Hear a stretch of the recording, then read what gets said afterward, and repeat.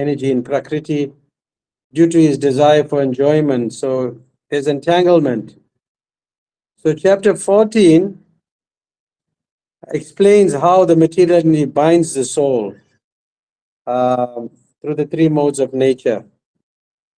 Because there's a verse we did that was an important verse on the 22nd verse in the previous chapter, which is the living entity in the material nature thus follows the ways of life, enjoying the three modes of nature.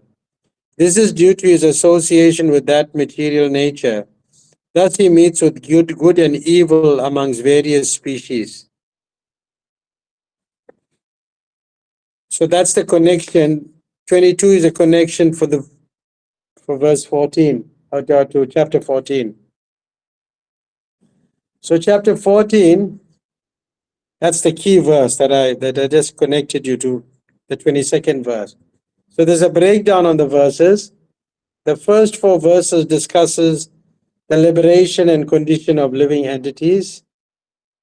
Where Krishna glorifies the knowledge that he will speak just now. The material nature, how the living entities are impregnated. That's in the first four verses. The second, say from 5 to 9, the next 5 verses, then they deal with the modes bind the pure soul.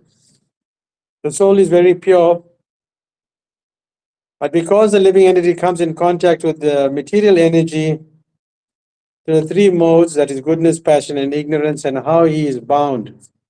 That's the second section.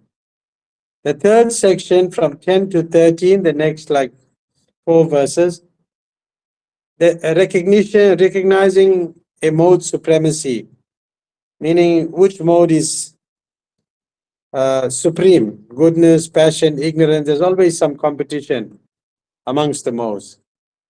Then from 14 to 18, it talks about acting and dying within the modes. What happened to people if they die in certain modes? And from 19 to 27, it's like talking about transcending the modes, moving away from the modes and going back to Krishna. So that's in essence is the overview on the verses itself. Is it clear? If you want me to explain anything, just raise your hand or ask so we can explain again. So reading the first text,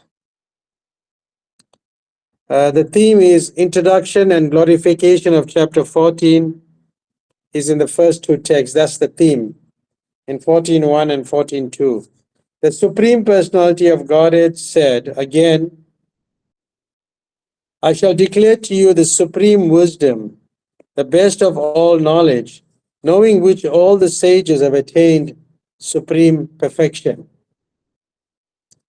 So knowing this, having this knowledge, the sages have attained perfection. So there are many points in the purport, but the purport starts off with talking about the 7th chapter to the end of the 12th chapter, which talks about revelation of the absolute truth as the Supreme Personality of Godhead. It's dealing with bhakti. So how do we understand this chapter? How do we understand this chapter? Through the process of philosophical speculation, and the result of such learning, which is in the purport, the result of such learning, just trying to pick it up in the purport, freedom from material entanglement, that you become free from material entanglement, and one comes to an understanding of devotional service. And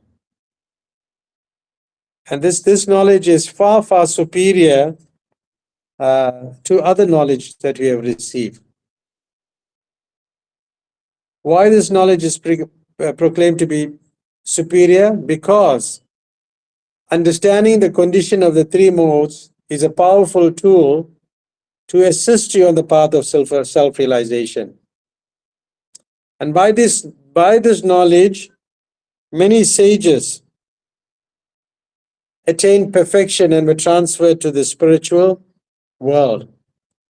So one can attain a transcendental nature like Krishna and thus attain liberation. So whoever understands this chapter 14 will attain perfection. That in essence is the first verse itself. Then the second verse is talking about attaining transcendental nature like my own, like Krishna's. By becoming fixed in this knowledge, one can attain to the transcendental nature like my own. Thus established, one is not born at the time of creation or disturbed at the time of dissolution. So in the purport, Srila Prabhupada is speaking about knowledge which is not contaminated by the three modes of nature. Knowledge of knowing oneself on the same platform as the Supreme Person.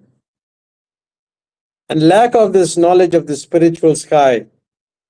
So they think that liberation means that the spiritual identity becomes formless without variegatedness, meaning there's no variety in the spiritual world. They become formless. And then, and what's also spoken in the, what Prabhupada covers in the purport, conceptions in real knowledge. So listen to this very carefully, like form and activity. Form, the spiritual world is also full of variety, just like the material world. In the spiritual sky, one attains a spiritual form. So when you leave this world and you go to the spiritual world, you have a form. And there's activity. The spiritual world is full of activities. And this is called devotional service. And the atmosphere is uncontaminated. Uncontaminated. And what is the qualification to obtain such knowledge? So the qualification to obtain such knowledge, one must develop all spiritual qualities. But the benefit of such qualities is that when you develop these qualities, what happens to you? You are not disturbed at the time of creation and at the time of dissolution. So at the time of destruction and creation, when you have this knowledge and when you develop these qualities, you are not disturbed by it. That is the result of this knowledge. Is it clear?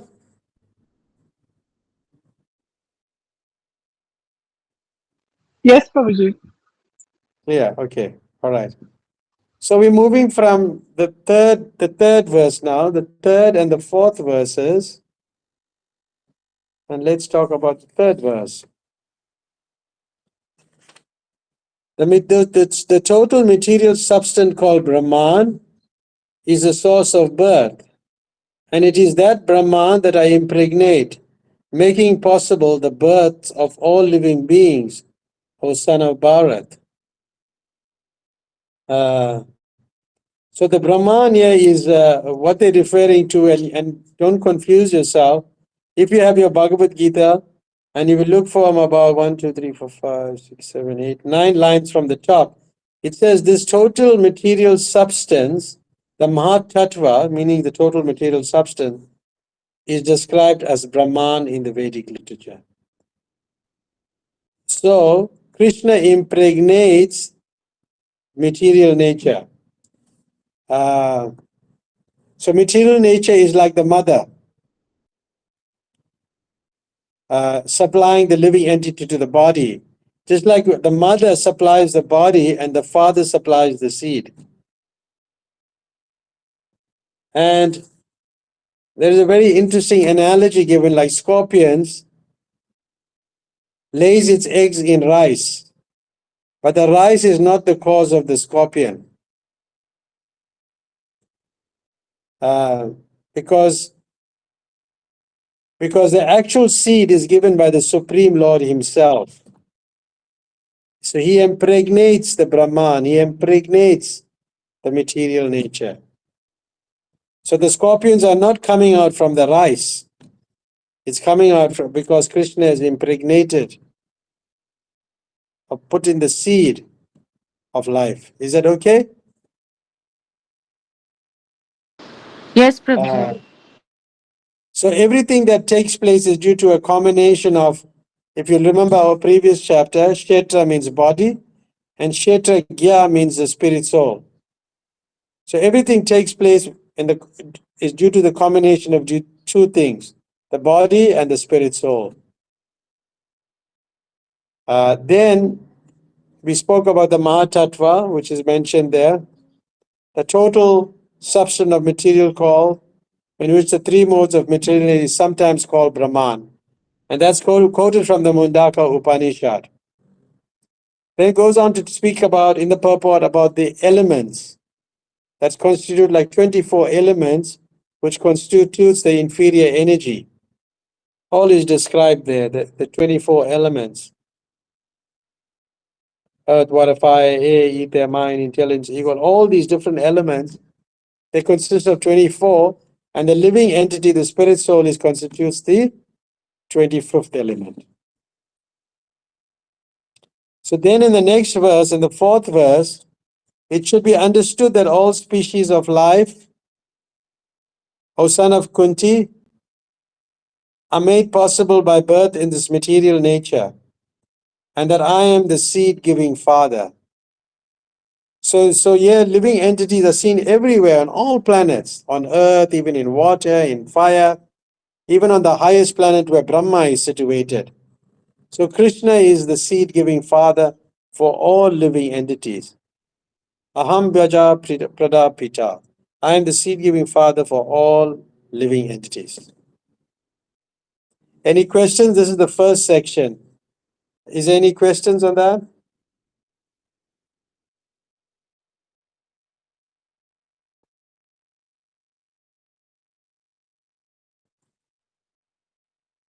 No?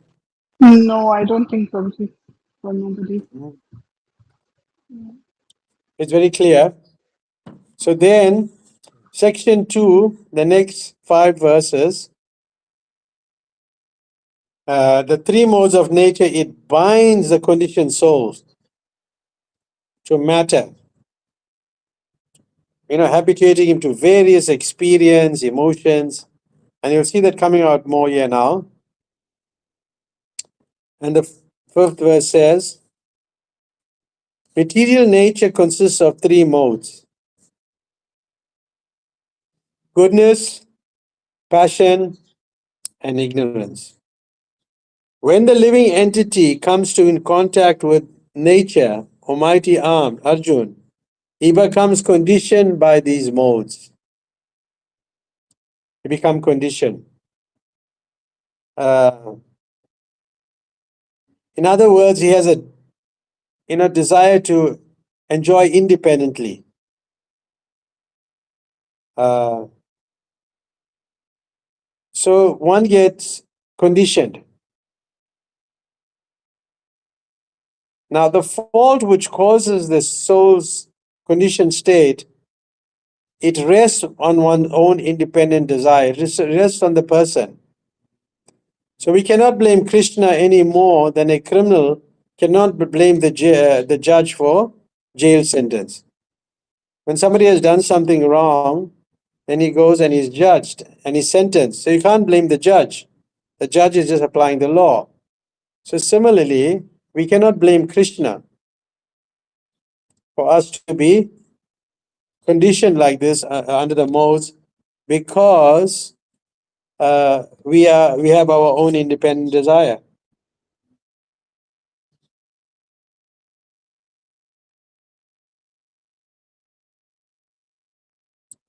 So then in text number, so why the transit living entity suffers? Why did he suffers? In the Prabhupada says, the living entity, although transient, but has become conditioned by the material world, and thus is under the spells of material modes. Different bodies and different activities and the different modes is the cause of varieties of happiness and distress. So we go through happiness and distress. And in text number 6, it's talking about from 6, 7, and 8, we'll see the different types of conditionings of people on different levels of nature. Now, in text number 6, we spoke about 3 types of conditioned living entities. Some of them are happy, active, and helpless. So let's read 6. O sinless one, the mode of goodness being purer than others is illuminating, and it frees one from all sinful reaction.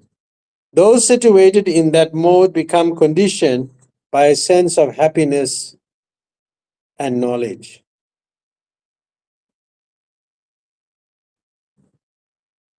So this is, we're talking about more like a Brahmana. And the Prabhupada speaks about that.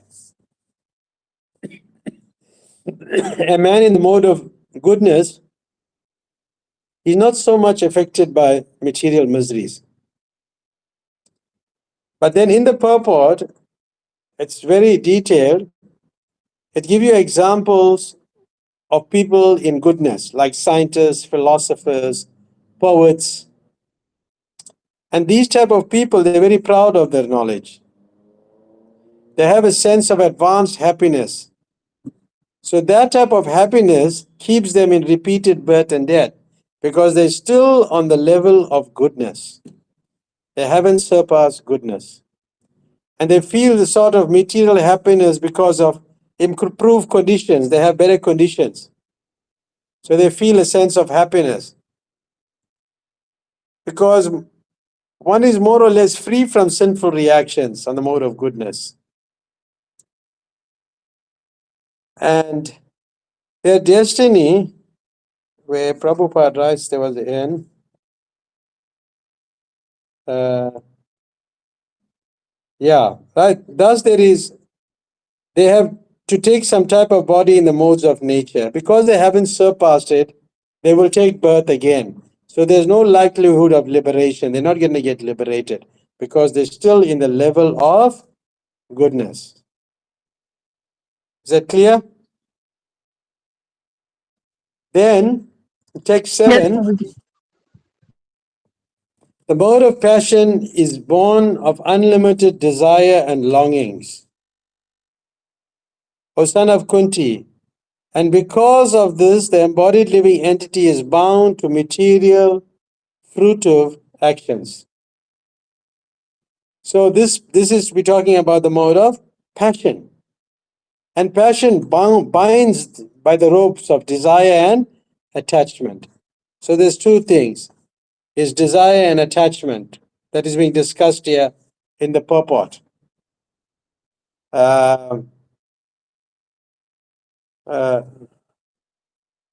Just like some products of mode of passion, and some of the factors, you're hankering for material enjoyment and sense gratification. You want honor in society, nation, etc. So somebody in the mode of passion is looking for these things. It's like even if you join a temple, then you want some position. You want some people to acknowledge how great you are. And the mode of passion, fellow wants a happy family with wife, children, etc. He wants that. He wants to construct a nice residence for his sense gratification. So one has to work very hard for this palatial house, as if it is eternal. He has to work hard for all these things. Better facilities. So thus bound by fruits of work. And for this person, his destiny, no chance of liberation. So you can see goodness, there's no chance of liberation. Even in passion, it's a little worse. But then now we're moving on to the last one, the 8th verse, ignorance. In ignorance, O son of Bharat, know that the mode of darkness born out of ignorance is the delusion of all living entities. The results of this mode are madness, indolence, and sleep, which bind the conditioned soul.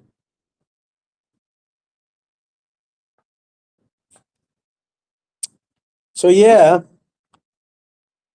uh, it's just the opposite of mode of goodness. It means that this mode is, it has a very particular qualification of the embodied soul. It's diametrically, it's opposite of mode of goodness. And the destiny for such a person, there's no advancement, but one becomes degraded. He can go lower. He can go lower. He becomes degraded. Uh, he cannot see things as they are. And this is manifested as follows. From the purport, you'll find there's three things: madness, lazy, and sleep. Everyone is dying, but people are madly accumulating money and not caring for the eternal spirit. So we know we're going to die, but we're not looking to improve ourselves. We are looking for money, for sense gratification. The second thing is lazy, not interested. When invited to associate for spiritual understanding, he says, no, no, no, I can't come. I have to sleep for 10 to 12 hours per day. He's always dejected and is addicted to intoxicants and sleeping. This is the summary of this purport in the 8th verse. This is the level: madness, lazy, sleeping.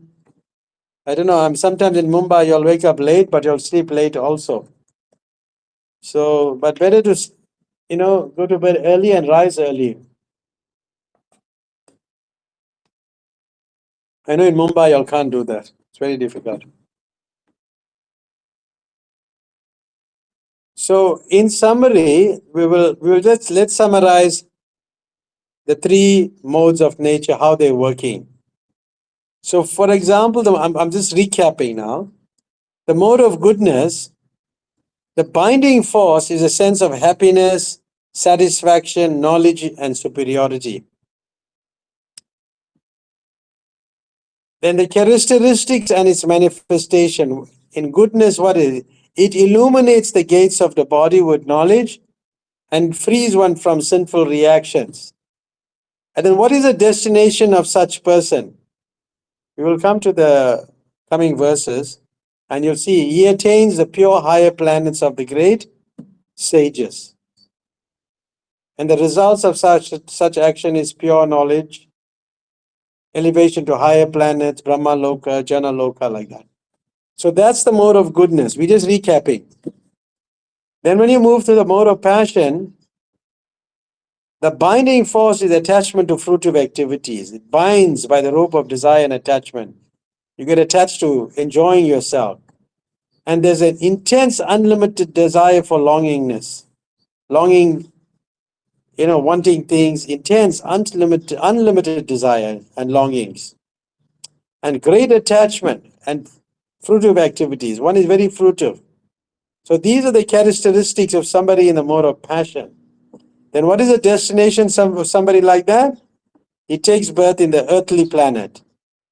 And the results of such action is misery, is greedy on the earthly planets.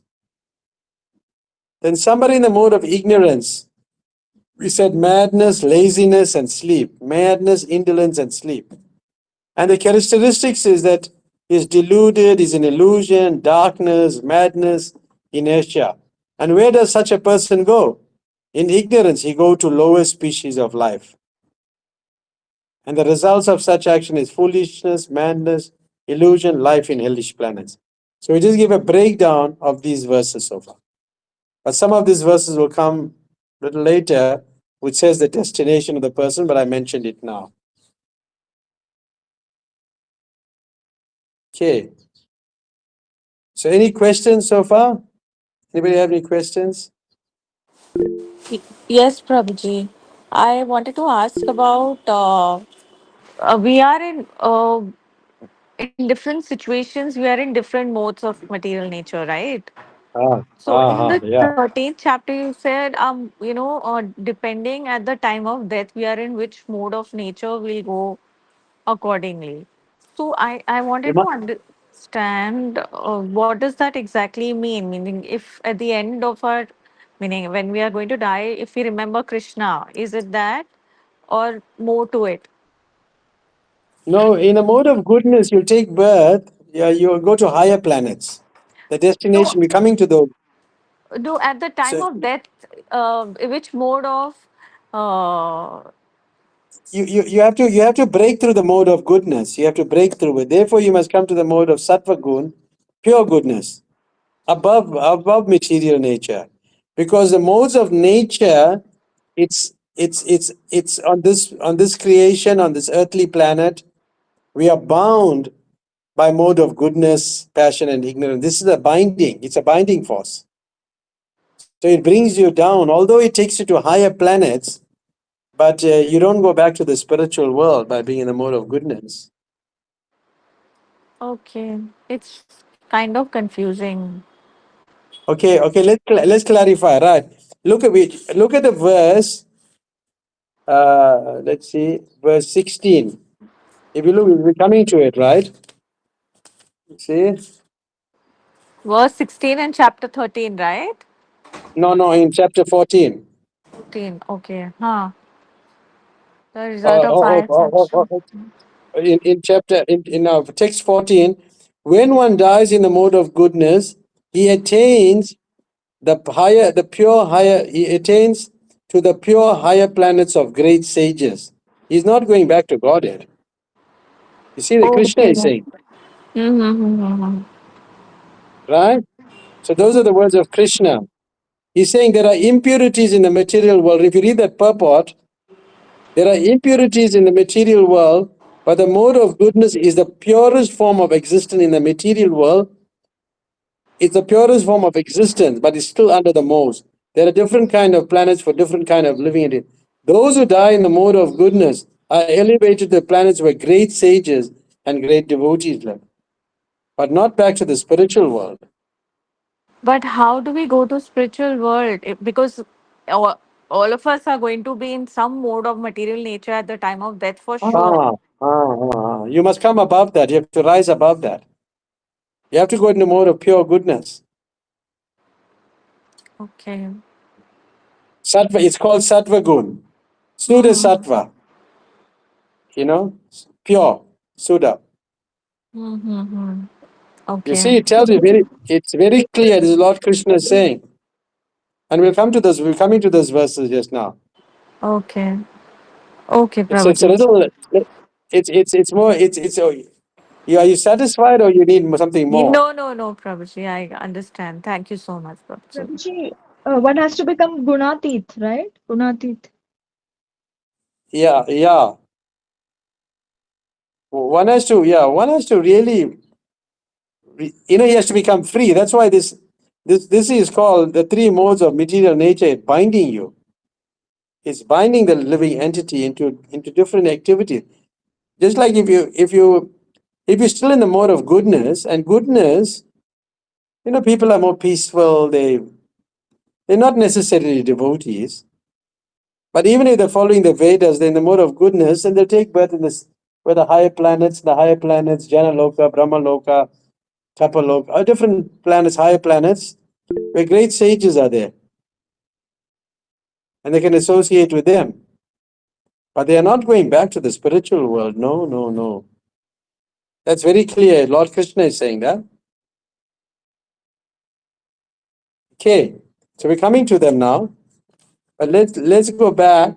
Your question is now we're moving on to text number 8. Let's do 8. Okay. Okay, let's examine, let's summarize the obstacles. Because what you are looking for now, the question that you raised, that at the time of death we're going to have obstacles. And the obstacles are the modes of nature, presented by the modes of nature. Say someone in goodness. Somebody in goodness, they may not have an impetus to take up spiritual life. Why? Because they are too happy and satisfied to do what Krishna says. They're hard to be humble. Why? Because they have a sense of superiority. They think we are better than others. These are obstacles in goodness. And it's hard for them to learn because, India, everybody knows everything. Hard for them to learn. Why? I know everything. I have all the knowledge. This is my culture. I know everything. Do you get people like that in India? I'm sure you do. Lots of What, people. Prabhuji? As you tell them something, they know, I know. So this is 95% probably. goodness. Yeah. But now you're understanding what goodness is. It can be an impediment for you to take to spirituality in the first place. Because you have you're very happy and you're satisfied. You won't want to do what Krishna is saying, surrender to him. You won't do that. It'll be very hard for you to be humble because you have a sense of superiority. It'll be difficult to learn because I already know. I have knowledge. But I follow in the mode of passion, he can't give up the fruits. Whatever he's earning, he can't give it up. Why?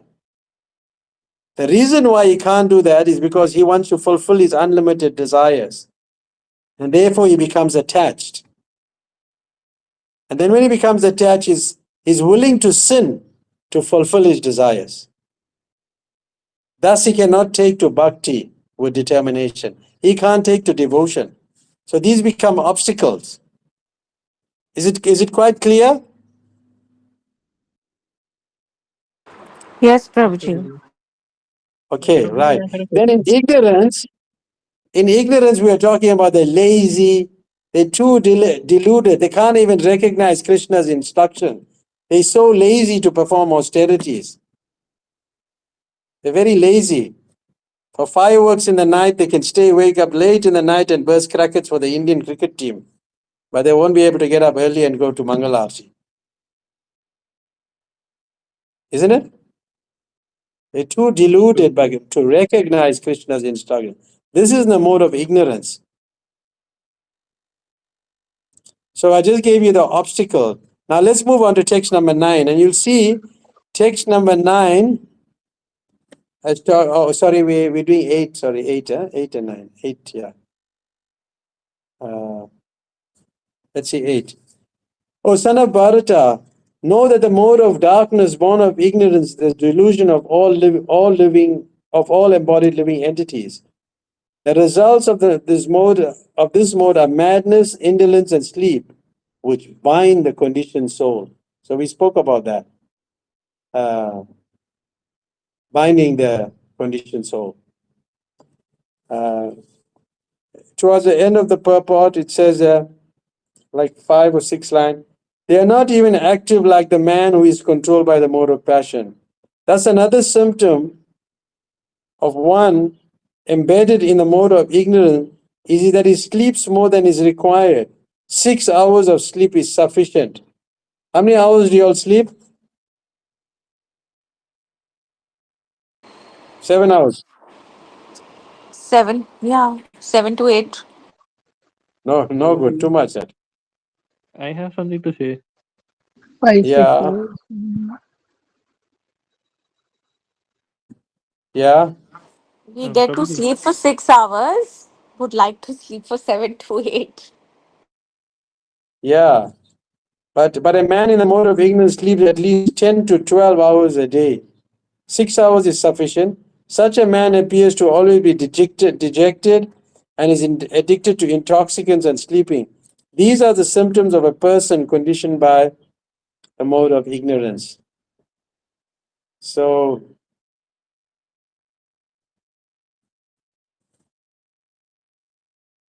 yes, Prabhu, you're asking a question.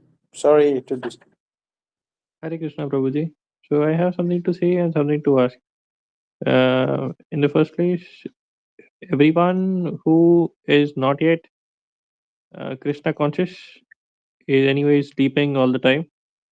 In fact, 24 hours of the day, not just 10, 9, 10 hours.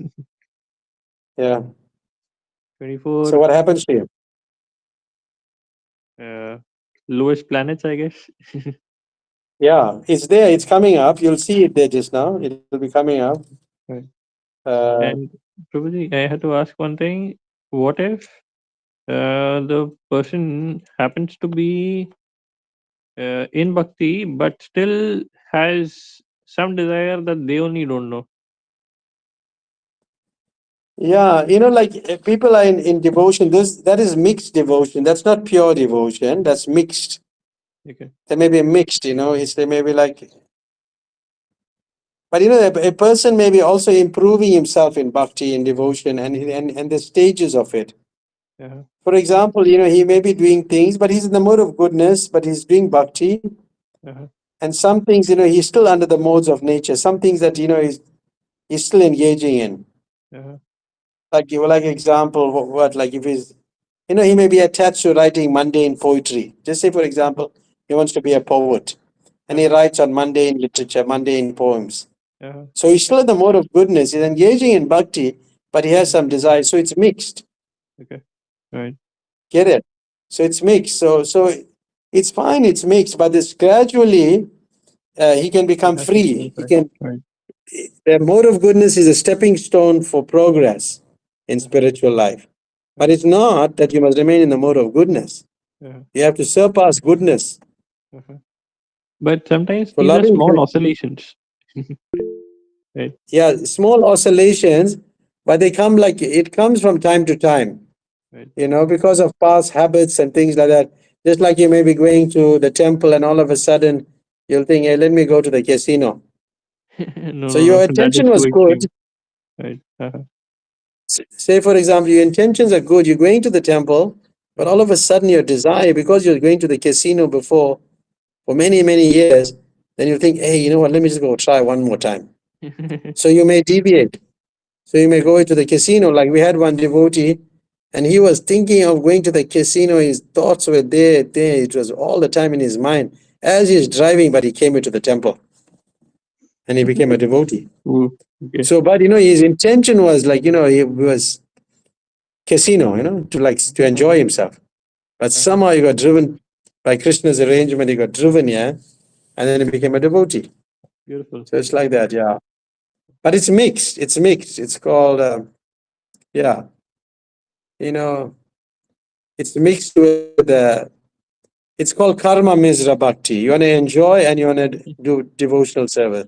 It's called karma misra bhakti. It's mixed with karma. Then say somebody is in pursuit of knowledge and speculation, and that's called jnana misra bhakti. It's not pure bhakti. Okay. You get it? Uh-huh. So somebody who's just doing bhakti and devotions, pleasing Krishna on a pure level, that's different. Yeah. Right. But Prabhuji, what if somebody doesn't even know their desires and life has it planned and Krishna has it planned for them? But unless Yeah. they You see, yeah. know and then they leave Mm. Maya, then that's a different thing. See, if you don't have if you don't know your desires, if you don't even know what your desires are, so what level of nature you are in? Your goodness, passion, or ignorance? Ignorant. Yeah. So, Okay. Yeah. True. yeah. Beautiful. So the thing is, you must know what your desires are, because if you know what your desires are, say for example, you're desiring, oh, anyway, I need to get married or something, or that's not a bad desire, that bad, but still, or maybe some other example. I just can't think of an example. If you think, well, I mean, like you're not aware of your desires, and you're just like lazily, like like unknowingly just go and engage in any activity, and you think, oh, it's okay. But that's not a good thing. We should know what your desires are. Then you know how to channel your desires. Like this, you won't know how to channel your desires. So it's best to know what you're desiring. Right. But that can't be absent, because you know in your consciousness what you want. True. Uh-huh. Yeah, you know that. So yeah, it's like that. Okay. Thanks a lot. Hare Krishna. Hare Krishna. Okay. So we're moving on to text number 9 now. So Osana Bharata, the mode of goodness conditions one to happiness, passion conditions one to fruitive action, and ignorance covers one knowledge and binds one to madness. So this is the difference between passion and ignorance. Both may work hard, but one in passion, he engages in fruit of action, he owns as much as he can. But spending for the good cause, example, he spends like maybe for opening hospitals, charitable institutions, philanthropic work. So that person is the mode of passion. But at the same time, you want to be known, like people do some charitable work, they want to be acknowledged. But a person in ignorance, all actions are neither good for him nor for others, but one who acts whimsically without following the regulative principles. So this is a person in the mode of ignorance. So that's not so good. So we have to rise above that. Then on the 10th verse, and this is the verse that'll answer a lot of your questions. It'll put lots of things in perspective. From the 10th to the 13th verse, we are talking now about a struggle for the mode's supremacy. Which one is? Because you are saying sometimes it overlaps. Sometimes you're thinking of good things in the mode of goodness. Sometimes you're in the mode of passion. Because the question may arise, does one mode become predominant within a person? So if one is one very predominant, if so, how? But here it says, sometimes the modes of goodness become prominent, defeating passion and ignorance. O son of Bharat, sometimes the mode of passion defeats goodness and ignorance, and at other time ignorance defeats goodness and passion. In this way, there's always a competition for supremacy. There's a constant fight for supremacy. Because, so many factors taken into account: our work, our karma, our association, our choice on food, so forth. A particular mode become prominent within that. And here Krishna is indicating the awkwardness of this non-changing soul's predicament with this constantly changing world. And Srila Prabhupada writes, one who is actually intent on advancing in Krishna consciousness must transcend these three modes. He has to transcend these three modes. And then, Bhumika, that question you raised, and when you read the purport towards this, in this 10th verse, 4 or 5 lines from the top, it says, although there are three modes of nature, material nature, if one is determined, he can be blessed by the mode of goodness. And by transcending the mode of goodness, he can be situated in pure goodness, which is called the Vasudev state, a state in which one can understand the science of God. By the manifestation of particular activities, it can be understood in what mode of nature one is situated. Does it answer your question now? Yeah, Prabhuji, but then how do we transcend the three modes? Hmm. How to come to that pure stage? Uh, Yeah, because see, we will. at any point, even if we leave everything, uh, we surrender to Krishna 100%, but small little desires will always be there, little bit at least. Yeah, that's true. Uh, so let's see. The thing is, at least you come to the level of goodness, then you start working to the level of pure goodness. And in pure goodness, is you're doing everything under the guidance of the spiritual master. Somebody who is like telling you, okay, no gambling, no meat eating, no intoxication, no illicit sex. Although you may have desires for this thing, there's always a tinge of desire for it at some point. And you're thinking, oh man, let me just like cheat a little bit for 5 minutes. You don't think like that sometimes? We all sometimes thought about, oh, let me just do something for 5 minutes, Nobody's watching or something like that. But no, but we have to 100% follow the instructions of the spiritual master. And when we follow those instructions, even if we have just like we want to do it, but because we have this, we still want to follow the instruction of the guru, then we say, okay, you know what, I can't let the guru down. If I do this, it may not be good. and then you don't do it. So then you don't do it. Then say, for example, you have another desire. Right, maybe you want to go to the casino and gamble. And then you say, you know what, hey, let me go to the casino, and somehow you say, well, my spirit, and it's somehow your spiritual master comes into your consciousness and he says, you know, then you think of him and say, oh, I can't do it. He's going to suffer. So you won't do it. So you're pushing yourself, you're forcing yourself. There's some force. And as you force yourself, you'll break through it. Because then you will come to that point where you're doing everything for Krishna and nothing for yourself. For right now, we are doing things for ourselves.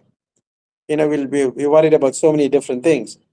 But you'll come to a point where you think everything for Krishna and nothing for me. But you'll break through that by the instruction of the spiritual master. But So that's, Prabhuji, my sorry to cut you, but my thought always is in my mind that we are bound with so many duties, and Krishna always says, first do your duty. How he yeah. told Arjuna also that you have to Uh-huh. perform your duty first. So we have duty towards our family, towards the society, towards we are like so many responsibilities there on our heads. So how to balance it and how to surrender completely. It's I don't know. I mean, it's too You tough and it's very see, challenging. therefore, most of us will be engaged in mixed devotional service. It's mixed. So it's mixed, but it's not, when you look at the 27th verse, it says, and here Krishna is saying, one who engages in full devotional service, unfailing in all circumstances, at once transcend the modes of material nature and thus come to the level of Brahman. Because that's your question. Your question is, what is the means of attaining to that transcendental position? That's what you're asking, how to come to this point. Yeah. So then, if you look at the 27th verse, the whole thing is answered for you in that verse, in the purport. It says, one should not be disturbed by the activities of the modes of nature. Instead of putting his consciousness into such activities, he may transfer his consciousness to Krishna activities. Krishna activities are known as Bhakti Yoga, always acting for Krishna. Then he says, one who is engaged in the service of any of the forms of Krishna or his plenary expansion is considered to be transcendently situated. One should also know that all the forms of Krishna are fully transcendental, blissful. He goes on speaking about the forms. Then towards the anyway, towards the bottom, he said, one who surrenders unto Krishna at once surmounts the influence of the modes of nature. To be in Krishna consciousness or devotional service means to acquire equality with Krishna. The Lord says that his nature is eternal, blissful, and full of knowledge, and the living entities are part and parcel of the Supreme, as gold particles are part of the mind. Thus, the living entity in his spiritual position is as good as gold, as good as Krishna in quality. The difference of individuality continues. However, there would be no question of bhakti yoga. Bhakti yoga means that the Lord is there, the devotee is there, and the activity of exchange of love between the Lord and the devotee is there. Therefore, the individuality of true person is present in the Supreme Personality of Godhead. And the individual person, otherwise, there would be no meaning to Bhakti Yoga. So there's a question of love. It's not talking about your family responsibilities. It's talking about to transcend these modes of material nature, to pierce through it, to not be under the spell of the modes of nature. One has to pray to Krishna to come out of that and have that loving exchange. That's Bhakti Yoga. Otherwise, it's mixed. So that the situation is, if it's mixed, then you don't go back to Goloka Vrindavan. You have to become purified. Just like it says there, Therefore, the individuality of two persons is present in the Supreme Personality of Godhead. And the individual person, otherwise there would be no meaning to Bhakti Yoga. If one is not situated in the same transcendental position with the Lord, one cannot serve the Supreme Lord. To be a personal assistant to a king, one must acquire the qualifications. Thus, the qualification is to become Brahman or freed from material contamination. So one has to become free when he's associating. Now you may say, well, you know what, I can't. I'm not free yet. But you are in the shower. It's like you're in the shower and you're taking a bath, you cleansing yourself. So the devotee in Bhakti Yoga is like that. He's in the shower. It's not that now he's saying, hey, I'm not pure. I don't want to clean myself. Then I won't go in the shower. But he has to go into the shower. So he has to force himself to go into the shower, to be cleansed, to take a bath. So similarly, like this, the devotee has to pierce through these things. And that comes by mercy of the spiritual master, mercy of the Vaishnava. He sees the light. He sees the light at some point. Okay. So it's like that. I have something to add. I mean, Yeah. every individual has the power to, not develop problems for themselves. Hmm? Nobody happens to practice that thought. Sorry, come again. I'm not understanding the point. I'm missing the point here. What are you saying? So I was saying every individual has the power to not increase your own set of problems. But then they keep trying to get into problems all the time. And then they think, why are they in a problem? The minute they kind of refrain from, all the material desires, all the material possessions, decision itself is enough to keep problems away. It's you see it based on the whole thing. That's why Krishna consciousness is based on association. Just like in this 10th verse. Let me just read it. Just give me a minute.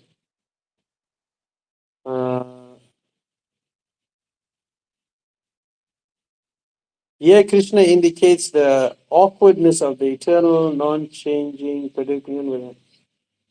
There's a verse we're talking about the spiritual master. Oh yeah.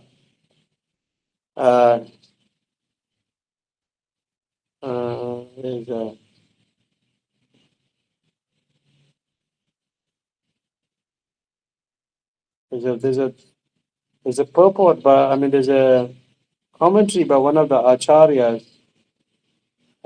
It says how to come to that level. Where is this? Oh yeah, it was. Oh, let's just read. Let's like we didn't come to the 16th verse, but we'll just discuss it here because it's pertaining to the question that we raised. The result of pious action is pure and is said to be in the mode of goodness, but action is done in the mode of passion results in misery, and action performed in the mode of ignorance result in foolishness. So while developing our Krishna consciousness, we must attempt to perform our services and at least in the mode of goodness. At least we should do it in the mode of goodness. And then service tinged by passion and ignorance adversely affects our consciousness. So how can an aspiring devotee become purified enough to serve in goodness? So how do you come? At least let's first come to the level of goodness. So Prabhupada in a discussion between Srila Prabhupada and Hayagriva, It was on Socrates. It was a philosopher. So Prabhupada says the discussion is there. If one hears about Krishna or God, then gradually he becomes freed from the clutches of darkness and passion. And actually he then comes to the platform of goodness. So if one hears about God, then he becomes free from those passion and ignorance. But he's coming onto the level of goodness. He's not on the level of pure goodness. And when he's perfectly in goodness, then passion and ignorance and their byproducts cannot touch him.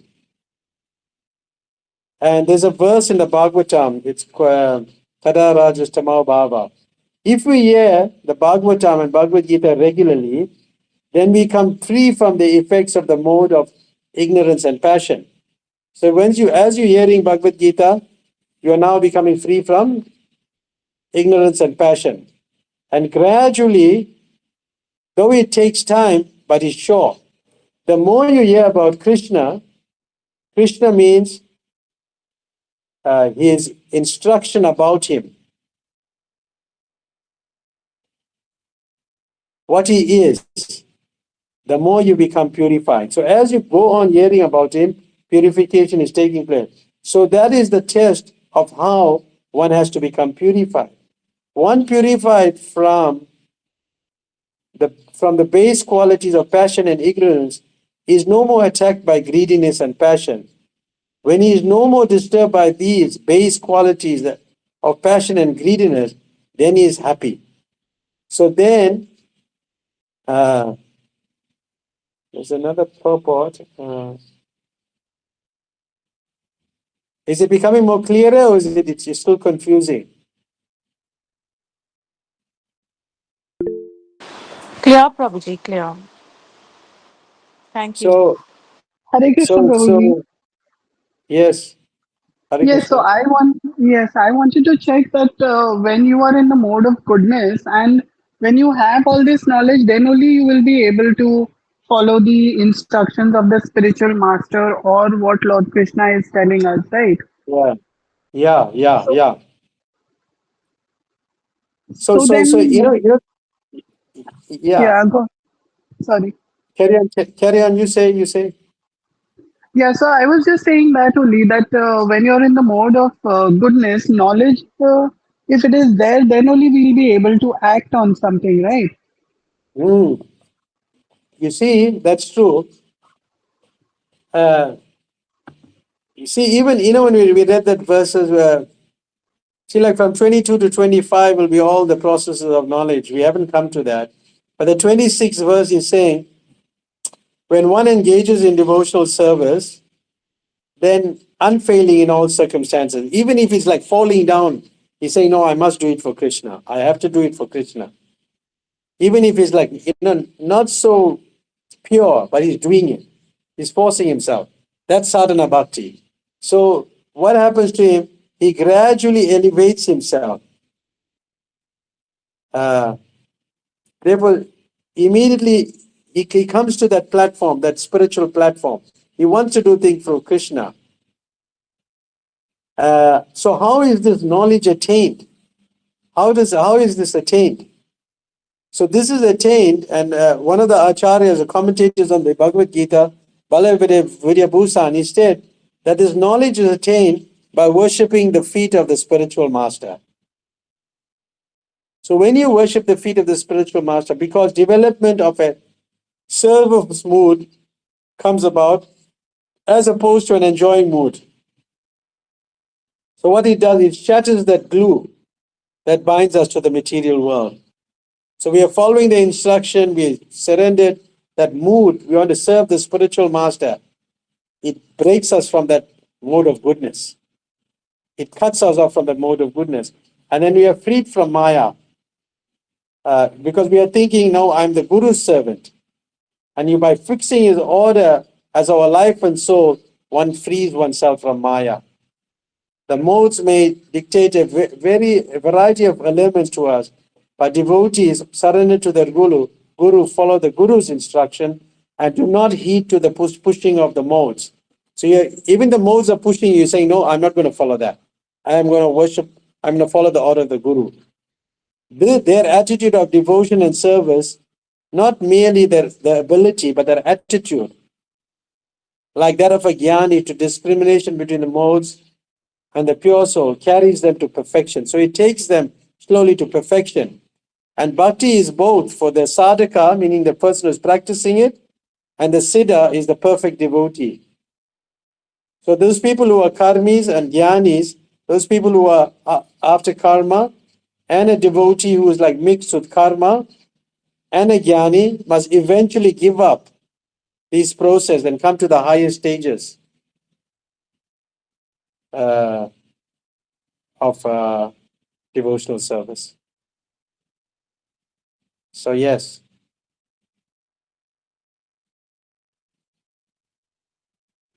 Prabhuji? but it's gradual. It's not an overnight thing. Prabhuji? So it's very gradual, you know. So right now we are doing service, but it may be mixed a little bit. Prabhuji, I had a question to ask. Yes. So, talking about unknown desires, I never knew that I will be reading about Krishna, or I never knew I would be reading, knowing so much about Krishna consciousness or the Gita itself. Mm. Although I was always inclined to God, but I had never thought that in the first, at the first time in 2019, before the lockdown happened, I somebody told me about Krishna consciousness, and then during that time, suddenly after a month there was lockdown, Yeah. and I could not visit the temple, and that just remained. Uh, I did not think about it again until 2023. So all these years I did not know about that I will get a chance to read the Gita, know so much about Gita, although I had the Gita from 15 or 16 years back from today. So that was the one desire I did not know anything about. Yeah, the Bhagavad Gita is very beautiful. It just can change your life, you know. Like one person, I worked before in the government. So there was one person who was working with me. He's born the same day as me. We share the same birth date, same year, everything same. Okay. And so I should have a small program sometimes where I work. And then he used to come, and then so he said, I want to read Gita, but I eat meat. I said, no. What you do after eating meat, you bath and then you read Bhagavad Gita. Okay. So he listened. He listened to it. I mean, this was a straightforward instruction because I wanted him to read the Gita. So he started reading Bhagavad Gita, and then he thought, you know what? Hey, this is not right what I'm doing. But he got this realization as he was reading it. He said, no, I have to give up eating meat, and he gave up eating meat. The consciousness developed. So it changed. So then last week, last week or the week before. So what we did, he invited us. He bought a set of Srimad Bhagavatam. So he started reading. He's vegetarian. He's chanting, and then he started reading the Bhagavatam. So normally when we sell a Bhagavatam, we do an installation ceremony. We do an aarti for the Bhagavatam, and then we have a session with them. So we make them open the book. You know, in India, or maybe, Indians are very fond of saying you must go open book and read book. And so we make them open Bhagavatam. So we make each family member can pick up a Bhagavatam and open it. So randomly they opened it. The whole family opened it, that all the purpose was pertaining to that person. The person was shocked. So all the family members were completely shocked. So their faith increased. And I made them read the whole purport, the verse, everything. And then they start telling me it's about them. First, I asked them, what a type person you are. And so when they were opening it, was all revealing them. They couldn't believe it. They were shocked. So they were completely shocked. And then they all are taking it more seriously. But the husband of the house, he became a devotee. But not with not much effort, because he just because he just followed one instruction that I told him. You take a bath and go here, read Bhagavad Gita. But then he felt bad. He said, no, but I can't be eating meat and reading Bhagavad Gita. Then he said, okay, no, I'll just give it up. And he gave it up. Right. So it's like that. Right. Yeah. Beautiful. Okay. And So, when is your plenty. birthday, Prabhuji? When were you born? Oh, 27 September. Okay. All right. Yeah. So it's gradual. So try to read more and understand more, but following the order purifies the person. So when you follow the order, although you can't do it, but because you're trying to follow it, you're getting purified in the process. And one day you'll be able to follow it. Right. You see, you're thinking how you're going to crack through this material nature, you'll break through it. And you'll be only you'll be just loving Krishna. So, Prabhuji, I can say two things about me, like why I did not immediately, join the Krishna consciousness, or I could not join the Krishna consciousness during 2019, because maybe Krishna was preparing me for what I had to do in 2024, because this has been an entire differently kind of work that I have done in 2024. So the time from 2018 to 2023 was the time when I was Krishna was preparing me for everything. Yeah, now he's preparing you now. Now you're prepared. Now you're vegetarian, you're chanting. Slowly you're getting there now. So one day you'll be chanting many rounds and you'll be surrendering to more to the process. It's gradual. Yeah, it'll happen. Right. And not in those terms, maybe because Krishna also wanted me to spread the awareness for Krishna consciousness, which I can at a very high level these days. So do that, then you are doing that. Yeah, I am. Good, wonderful, yeah. Thanks a lot. Thank you. Hare Krishna. Anybody else would like to share something?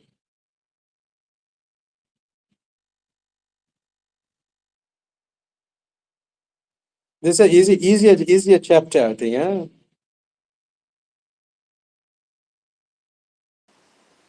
Easy and very important.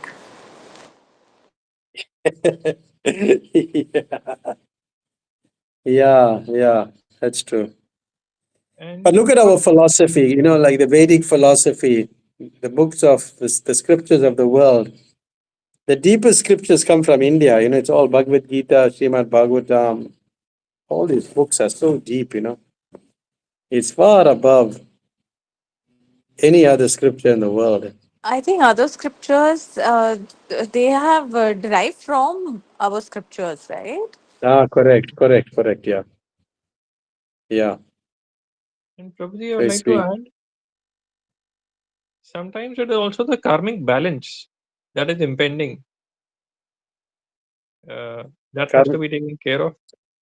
So, because of that, also sometimes it does not work. So the purification process one has to go through first. Now, but you see, when one surrenders to Krishna, then Krishna takes all your karma away. Wow. So when one surrenders to Krishna, but at the same time, he may have so much of, like he has to go through so much that his surrender to Krishna is not there. But even if by hook or by crook, somebody just, like how even Prabhupada was forced to go and see Bhaktisiddhanta Saraswati Thakur. He didn't want to go. But his friend forced him. He went with his friend. And then it changed his whole everything changed. But Prabhupada didn't want to really go and see that person because he knew about sadhus, what they are. He encountered a lot of sadhus early in his life and what they do. So he didn't want to go, but somehow his friend dragged him through it. But the friend didn't become a devotee. Right. You get it? His friend, Narendra Mullik, was it Narendra Mullik? He didn't surrender. but Prabhupada surrendered. Right. But why did Prabhupada Yeah. not want to go when to? Because his father used to serve a lot of sadhus in the early days. They were smoking bidi and they were doing all wrong things and all. He didn't think, and then his father was serving those people Uh-huh. like that, and so he was not impressed. Right. That was the reason. Mhm. Yeah. Right. Nice. Hmm. But as our scriptures are very, very beautiful, so try to take advantage of it. Uh-huh. Yeah. It So is. we'll. It is also that I would like to talk about the little of my experience that I have always lived the same way as I live today. It is just that the knowledge from Gita gave me more strength to do the same Okay. things I Nice. have done all life. Right. Beautiful. Thanks a lot, Prabhuji. Thank you all. Thank you very much. Also, all of you all. If anybody have any other things, you can share. Or otherwise, let me know. I'm at your mercy. When you close, I'm gone. Shiva V, Prabhuji. Yeah. So, light of the Bhagavat. Yeah, you're a good small group. You'll get together. You all must meet at some point. You'll all live far away, huh? Do you all So go to Yeah. the you, temple? yes, Yeah. Prabhuji. So we meet during the Saturday and Sunday offline sessions. Oh yeah, yeah, yeah. Oh, you'll go to the temple, right, right, right. I am quite outsourced. Yeah. I So mainly try attend to. online. Uh-huh. Prabhuji, you remember when you were here, you used to take those classes? Yeah. Same. So we meet almost every week. Nice. Very nice. Yeah. You'll have lots of prasadam after that, huh?